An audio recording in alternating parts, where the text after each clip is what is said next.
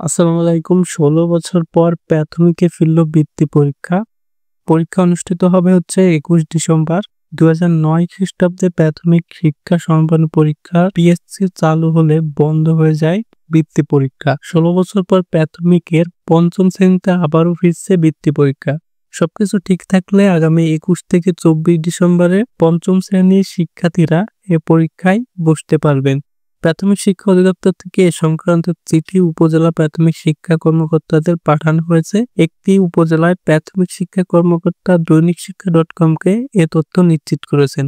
চিঠিতে বলা হয়েছে, বাংলা, ইংরেজি, প্রাথমিক গণিত, বাংলাদেশ ও বিশ্ব পরিচয় এবং প্রাথমিক বিজ্ঞান বিষয়ে পরীক্ষা হবে। প্রতিটি বিষয়ে পূর্ণমান হবে ১০০ এবং পরীক্ষার সময় থাকবে ২ ঘন্টা ৩০ মিনিট। সব সরকারি প্রাথমিক বিদ্যালয়ে ও পিআই সংলগ্ন পরীক্ষণ বিদ্যালয় থেকে পরীক্ষা অংশগ্রহণ করা হবে। ২০০৯ সালে প্রাথমিক শিক্ষা সমাপনী পরীক্ষা চালু হলে বন্ধ হয়ে যায় বৃত্তি পরীক্ষা। এ পরীক্ষা উত্তীর্ণদের মধ্যে মেধা তালিকায় জায়গা পাওয়াদের মাসিক হারে বৃত্তির টাকা দেওয়া হতো। তো শিক্ষার্থী এবং অভিভাবকবৃন্দ, আপনাদের হচ্ছে বৃত্তি পরীক্ষা বন্ধ ছিল, সমাপনী পরীক্ষাও বন্ধ ছিল। 5 এর যে বৃত্তি পরীক্ষাটি দেওয়া হতো, অনেক বছর ধরে এটা দেওয়া হচ্ছিল না। তো আবারও এই বৃত্তি পরীক্ষা চালু হচ্ছে এবছর থেকে এবং ডিসেম্বরের ২১ তারিখে পরীক্ষা অনুষ্ঠিত হতে পারে।